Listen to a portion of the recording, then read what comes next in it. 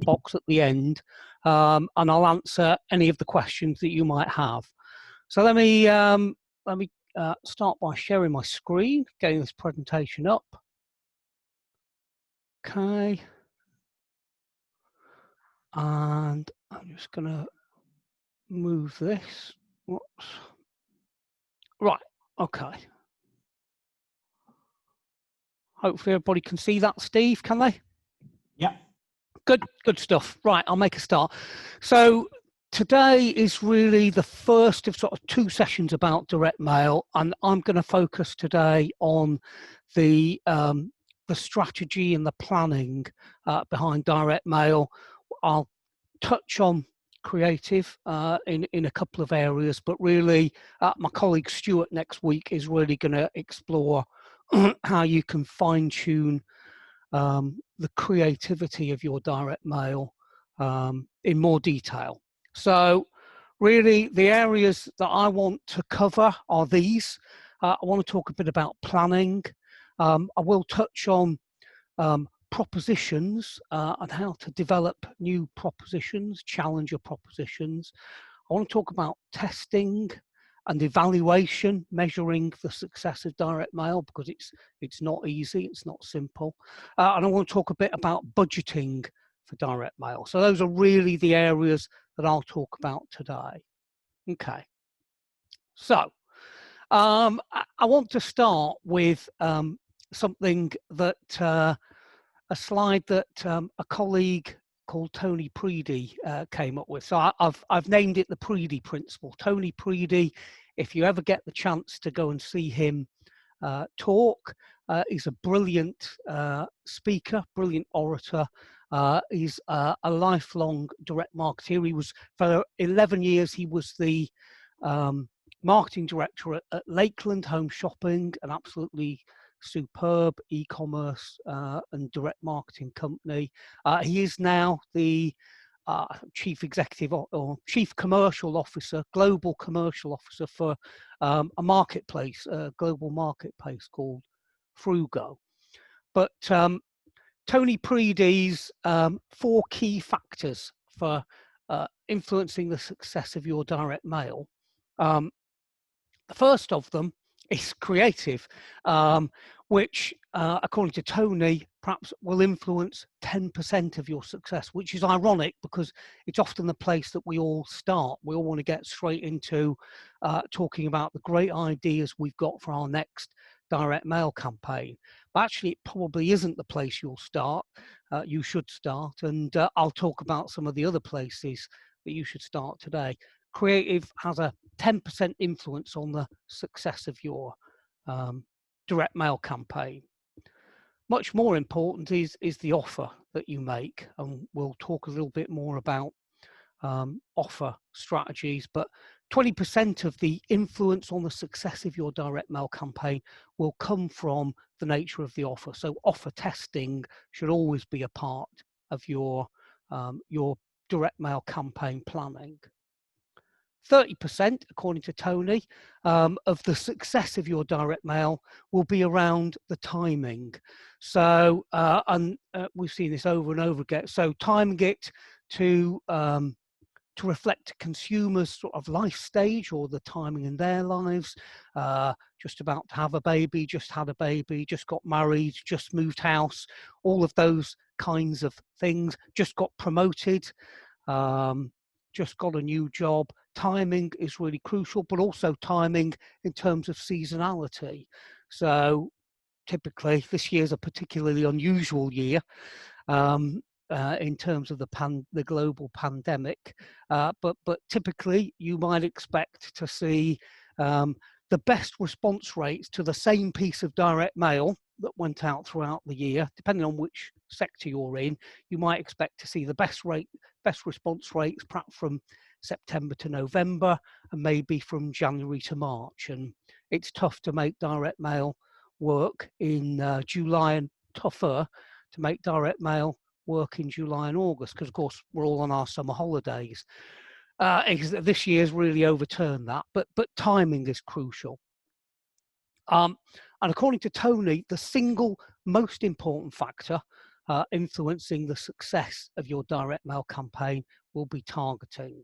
We'll talk a bit more about that, but you know, I can for any client, I can take their database and I can create a higher responding direct mail pack, or a higher volume but lower responding direct mail pack by selecting groups of people down the file, if you like. So if I want to impress the board with a fantastic response rate, then I might pick our most loyal, most long-standing, highest spending customers and send them a direct mail pack, which will get a fantastic response rate, but it might not give you the volume that you need. So targeting, if you're targeting cold lists or lapsed lists or unconverted prospects, for example, again, so elements of the data, the recency of that unconverted prospect will influence the success, the response rate on your campaign. So there are 4 key factors to bear in mind when you're evaluating your next campaign plan. I advocate that in my view, testing is a really, really important part of direct mail, because no matter how successful your current direct mail campaign is, at some point down the line, it will become less successful. Maybe not next season or next campaign, but maybe 3 or 4 campaigns down the line. But your highly successful banker pack will start to diminish. The return on investment from that campaign will diminish over time. So in my view, the ABC of testing is always be challenging your banker pack, your control pack. And that's the reason why when we talk to clients about direct mail campaign planning, we recommend this as the best way to allocate a direct mail budget. So we recommend that, having looked at the history of sort of how your different mailing formats, offers, creatives have performed in the past, we recommend that you put 70% of the money behind your banker pack, your control pack. Because even if, you know, if you're taking over a direct mail, as we often are, we always spend a lot of time looking at the historical results, because you can learn as much, if not more, from campaigns that failed, direct mail packs that failed, as you can from ones that succeeded. So we recommend you put 70% of your budget behind your best shot, your banker pack, your proven historic performer. Then we start to say, well, how could we change that high performing campaign? How can we adapt it? How can we introduce new elements, new offers, new factors into the pack? So we put a further 20% of the money behind. We recommend putting a further 20% of the money behind adaptations to your banker pack, if you've got one. We'll come back to if you haven't got a banker pack a little later on. But then I would always recommend putting 10% behind sort of wildcard testing.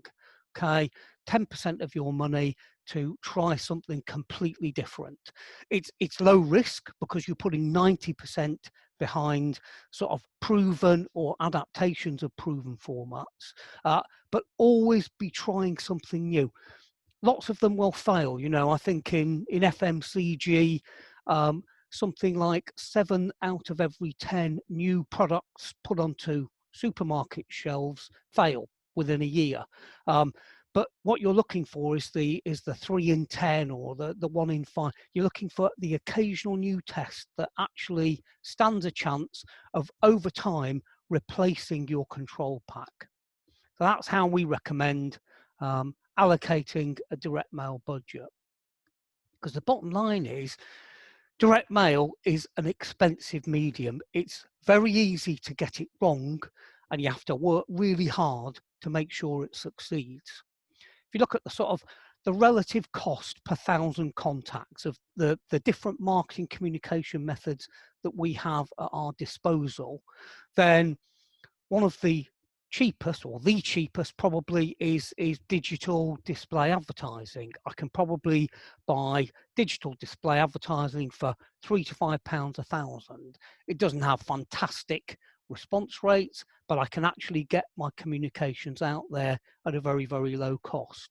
I can get communications out through some of the traditional offline methods, like newspaper and magazine advertising, inserts, TV, door drops.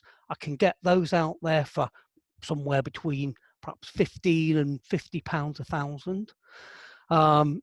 PPC is kind of how long is a piece of string. I can get branded clicks for 10p or less, but I might have to pay £10 per click to get a car insurance click, for example. So it depends on the competitiveness of the market, but typically direct mail is at the upper end of that relative cost per thousand spectrum of channels available to us.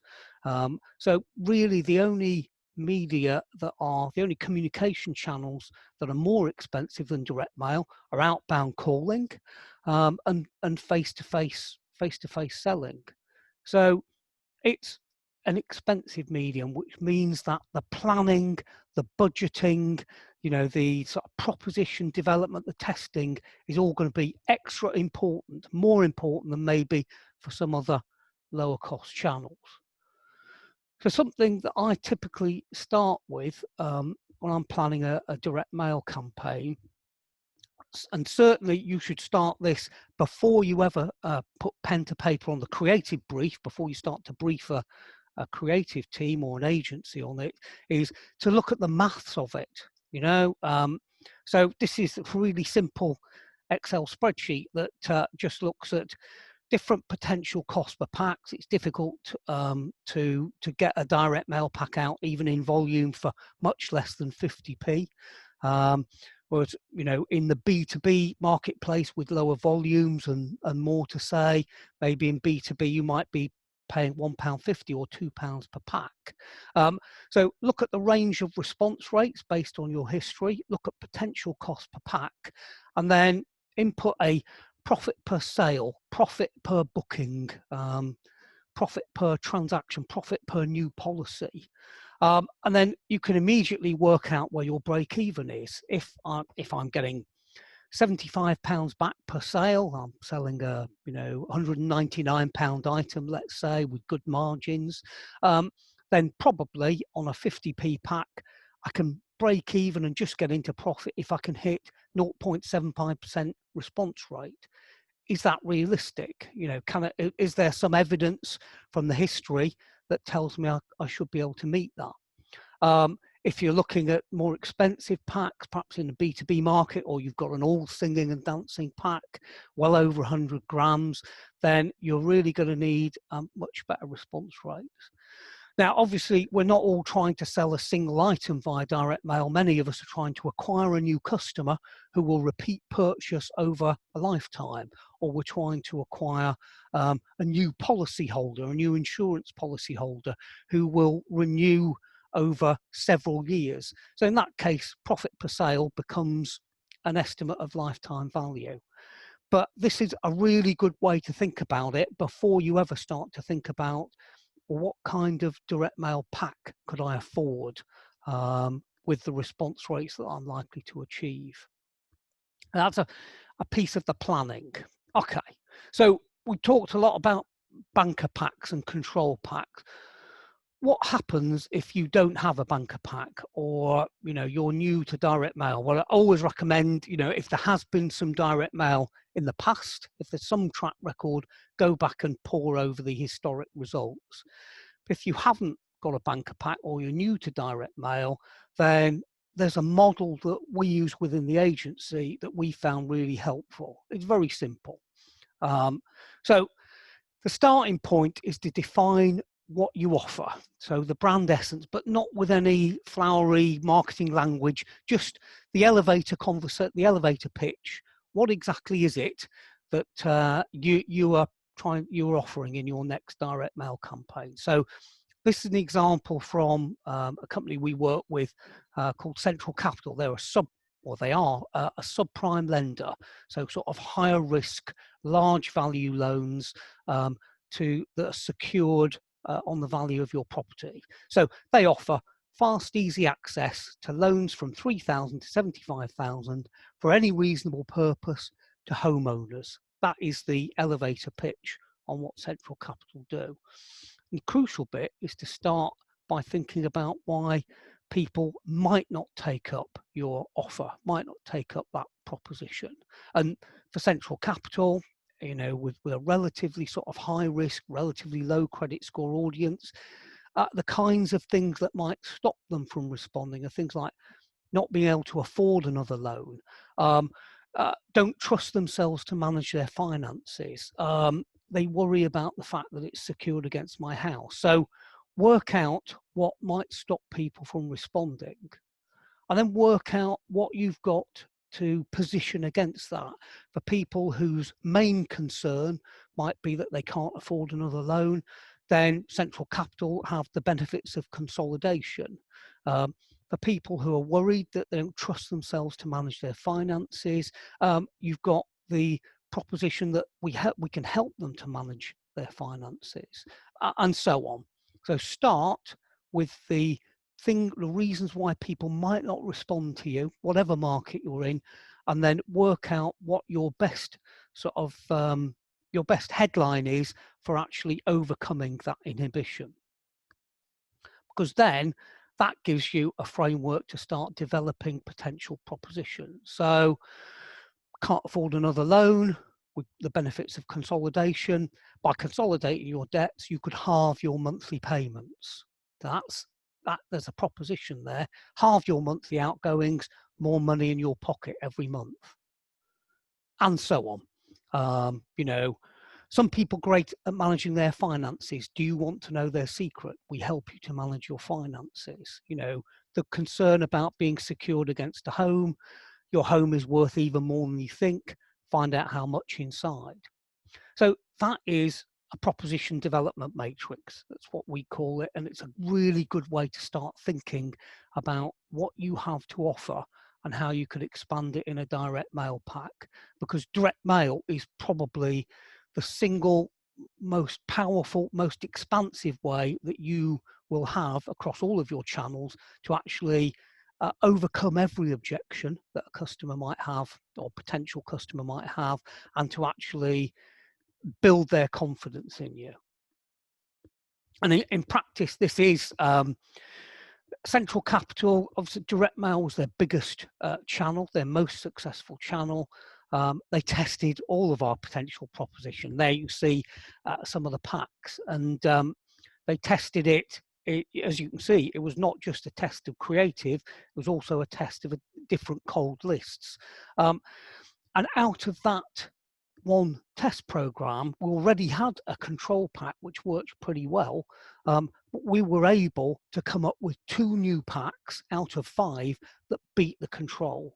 So we actually had secured Central Capital's direct mail sort of campaign program for several more seasons because we come up with 2 new potential control packs. So we talked about overcoming inhibitors, overcoming objections. One of the objections that we often get when we're sort of coming to talk to you know, a client or a prospect about doing direct mail is, you know, typically from sort of the marketing director might say, look, this is way too expensive. Direct mail can't possibly afford it. Just send them all an email. And the answer to that really, I think, is, you know, because in theory, I can communicate with all of the people with an email. But if you do the maths, actually, there's a place for each of them. So I've taken this from home shopping because it's a market that I'm very familiar with. We do a lot of work in that market. My original career was in the home shopping market. So if you take 100,000 mid-file customers, not your best VIP, most loyal customers, not the worst occasional buyers and sort of that prospect, 100,000 mid-file customers, and we look at the cost of sending a mail pack versus the cost of sending an email. Okay, so these are nice round numbers. You may disagree, but you know, all of the cost in direct mail, the vast majority of the cost is in actually the distribution of it, the print and distribution. And perhaps it might cost you £5 grand to get your agency to design the mail pack for you, but it's going to cost at 50p a pack, it's going to cost 50,000 to send it out. An email, we can do it much faster, we can do it much cheaper. The agency might charge you £500 for a simple, you know, sort of digital postcard style email, and your distribution is almost, you know, absolutely minimal, a quarter of a penny or less, or much less, depending on the volume you've got. So on the direct mail side then, we don't know how many people open the envelope. We don't know how many people showed enough interest to sort of set it to one side to respond to later. All we know is that we got a conversion rate of 2.5%. That would be quite typical for this kind of mid-file customer. So we produced 2,500 transactions, 2,500 orders. Down the right, we've got a lot richer data to work with the email. We know that typically our mid-file customers might open our emails at a rate of about 20%.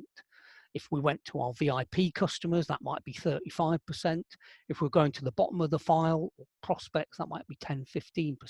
But let's say it's 20% open it, 20,000 openers.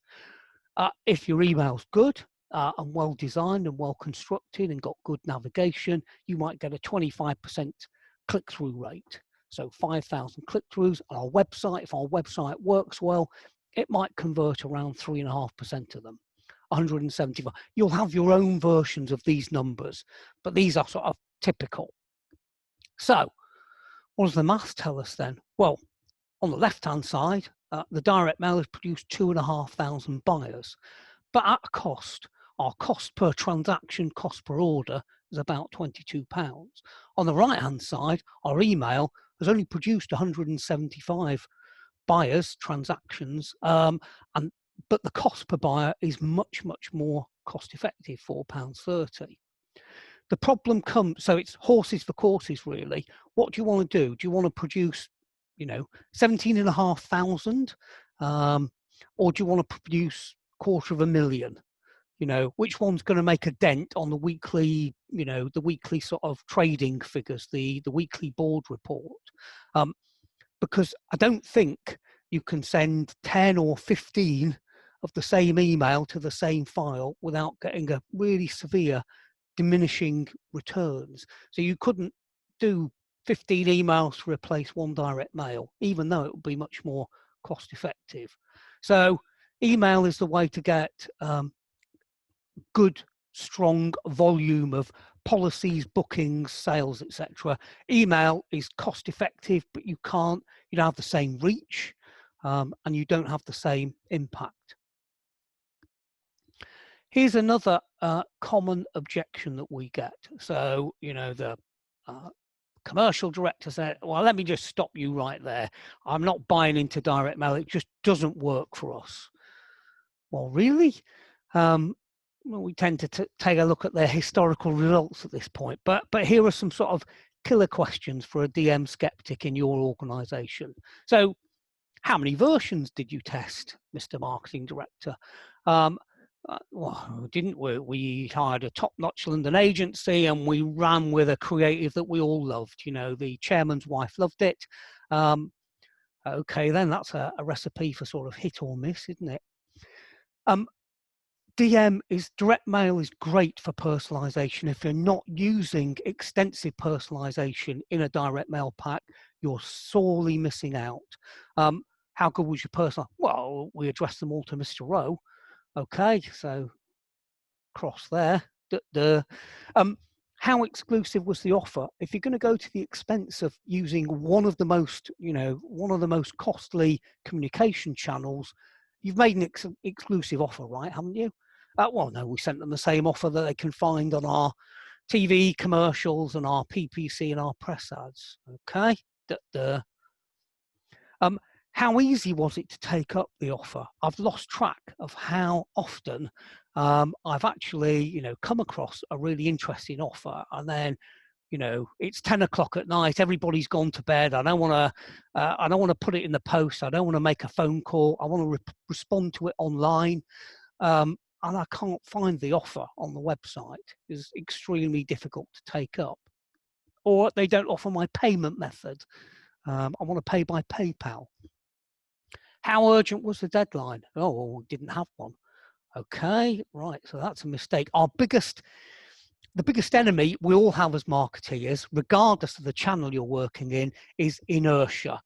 We all get lots of offers every day, and we fully intend to take up some of them, but then life takes over. You know, you've got to pick up the kids from school. You've got to complete that report for work, and you set it to one side, and by the weekend, you know, it's on your reading table or something, or in the magazine rack. By the weekend, it's been buried by other things that you think, and you never get round to it. So give people an urgent deadline. And then the question we always ask in direct mail is, how many of the buying obstacles did you tackle? Because in your PPC, chances are you could rotate ads within an ad group and overcome individual objections at sort of 90 characters at a time. But in a direct mail pack, you've got room for a great FAQs piece that answers everybody's questions. You know, sort of, I'm allergic to feathers. You know, will it be okay? Will I get a courtesy car? You know, if my insurance kicks in, you know, will this fit on my patio? What are the measurements of it? All the kinds of questions, the thousands of questions that, if you were face to face, if you were a car salesman sort of having a face to face conversation, you can adapt your sales pitch to the particular prospect's requirements. In a direct mail pack, you cover all of their objections. Measuring direct mail is really difficult. I put a couple of marketoonist cartoons on there, but there are some real challenges with measuring direct mail. And you'll see here, this is a piece of great raw mail research which shows how people in different age groups respond to direct mail. And you can see, you know, as you'd expect, a reasonable number respond by post, and that goes up as you go through the age groups. But even amongst 65 to 74-year-olds, only 35% of them respond by post. A decent chunk of them, the group in orange, in any age group, want to respond by phone, probably because they've got an objection that they've got an obstacle to the sale that you haven't overcome, and they want to ask somebody about it. And a very significant proportion, particularly amongst younger age groups, but even in older age groups, nowadays will respond online via desktop or laptop, the blue, or online via a smartphone, a tablet, or a mobile device, the green.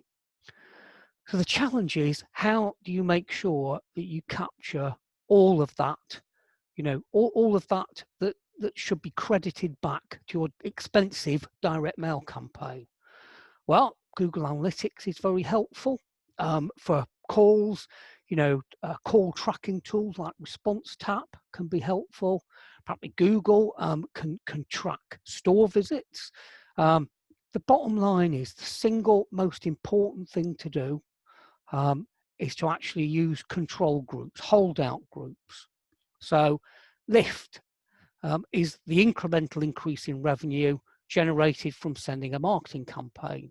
So testing involves holding out a campaign for a control group, a group of customers that are excluded. So, you know, if you're mailing 50,000 customers, take a 1 in N, a 1 in 10, let's say, across that 50,000 file, and hold out 5,000 and mail 45,000. Because that's the only way you can prove the total incremental value of your direct mail campaign. I just thought I'd touch on this at the end. How are we doing for time? We're doing good. So Stuart, my colleague Stuart, is going to base a lot of his presentation around this next weekend, but we have a proprietary model within the agency, a Red Sea model called the direct mail fallout model.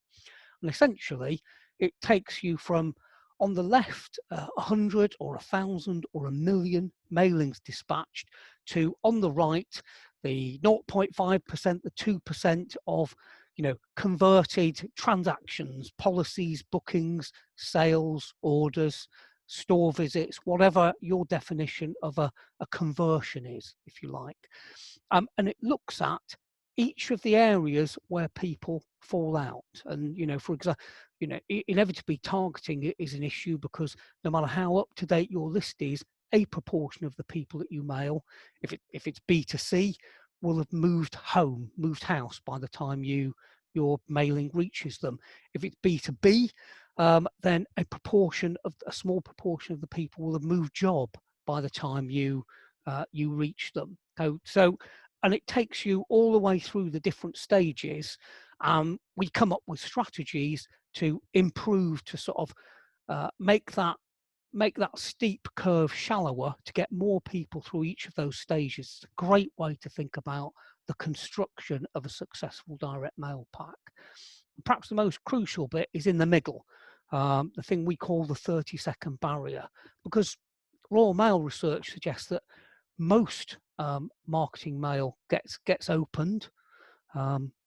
85, 90, 95%, depending on what sector you're in. We're all more interested in opening a travel brochure or a fashion catalogue than we are in opening an insurance proposition or a financial services mailing. But typically 85, 90% will get opened.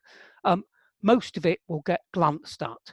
But by the time you've got to 30 seconds, 20 to 30 seconds, that glance has either turned into set aside for action later, or put it in the bin because I'm not interested, I can't afford it, I'm not the right target audience for this, I don't have any kids, I don't own my own home, whatever your proposition is.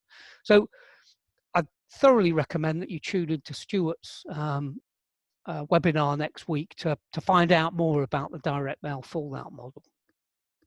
So, in summary then, plan at every aspect of your campaign, build in testing, but manage the risk by trying to put the majority of the budget behind things that you believe you think are proven as you can do. Bear in mind that direct mail is expensive, but it's also it's probably the most personal, other than face-to-face or outbound, it's the most personal marketing channel you have. So don't waste the opportunity to use, the information you have about your customers and prospects successfully in that pack. Make sure you calculate the metrics for success, and work out what kind of pack you can afford to construct. If you're starting from scratch, you can use something like the proposition development matrix that I showed you earlier. Don't be tempted to replace direct mail with email. Support it with email, and there are lots of advantages to both channels. Use them both. But don't be tempted to simply say, well, we'll get to everybody by sending them an email, because for a start, only 20-25% of them will ever even open it. Learn all you can from the historic results, even if you're being told that direct mail has failed in the past. Go and have a look for yourself at how it's failed and where it failed and what went wrong. You can learn a lot from that. And always measure the incremental performance of your direct mail using holdout groups. Finally, for more advice and help, you can always you can find me on LinkedIn. You can find me at Red Sea.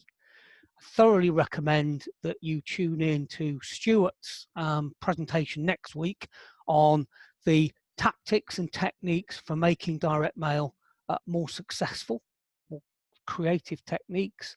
And I would thoroughly recommend that you seek out your Royal Mail account manager and find out what help is available for free from Royal Mail Market Reach. They've got some fantastic sort of competitor insight where you can take a look at what other people are doing in your marketplace. There's some great free help available from Royal Mail Market Reach. So I'll stop sharing at this point. thank you very much. I'll take a look and see what questions, if anything, we have. Thank you, Adrian. That was fantastic. Thank you. So just whilst we're waiting for any questions maybe to arrive, just to remind you all, we have 4 more masterclasses to go. Next week, as Adrian refers to, we have Stuart, our head of copy, presenting how to make direct mail sing. That's all around copywriting techniques. It's a session that Stuart has delivered at our face-to-face direct mail sessions, which has always been very well received. Following that, we have 6 inbox secrets, ways to improve your email marketing clickability, presented by myself and my good colleague, Elizabeth Milman. Christopher Morey is then presenting cooking up content, the strategies around improving your organic rankings. And then finally, Adrian is presenting again with his colleague, Andrew Craig, presenting the session entitled Shoppability, the Science of Google Shopping. So let me just see, no questions as yet. Okay, I'll just give it a couple more minutes. Apologies if anybody had any issues getting into today's session. I've had a couple of emails saying there were a few challenges, so I do apologise for that. I'm not quite sure what's gone on there. I will double check everything for next week. And also apologies if you had any background noise. There's a bit of building work going around the office. So I do apologise if that. A bit. Your enjoyment of today's session. I will be sending over a recording of today's session, maybe later on this afternoon or indeed tomorrow morning, for you to maybe listen to the bits you may have missed at the start, or indeed to share with your colleagues. Okay. Still no questions, so Must have answered them all. you've answered them all during your presentation, Adrian, so thank you. So without further ado then, I will close today's virtual midweek masterclass, and I look forward to seeing you all next week, hopefully. Next week's session is still very much available. Oh, we've just had a message through. Oh, Phil, excellent presentation, Adrian. Really enjoyed it. Many thanks. Thank you, Phil. Thanks for attending. yeah, you can subscribe to the forthcoming masterclasses via our website. Yeah, great to see you there. But without further ado, I've got a question. Just go on. yeah, just to our delegates today, if there are any subject areas that you think would be useful to cover, we'd love to hear suggestions. We did an original 5 back in sort of May, early June. We've got another 5 sort of planned over September and early October. But we're finding it very useful, and obviously people who attend are. So we'd be delighted. We welcome suggestions from anybody for new sessions that we could run. Burning questions that you have, we'd be delighted to hear. And if you did think, Phil or anybody, that was a good session, we'd love you to say that on LinkedIn for us. Just give us a little plug on LinkedIn. All help gratefully accepted. Any suggestions with regards to future topics? If you make them marketing related, that would be helpful. We could do time management, couldn't we, Steve? Or sort of yeah. Okay, so yeah, without further ado, we'll close today's session. Thank you very much for your attendance, and I do apologize. Yes, thank you. Any issues early doors with getting into today's session. I look forward to seeing you next week. Thank you, guys. Cheers. Thank you. Bye-bye.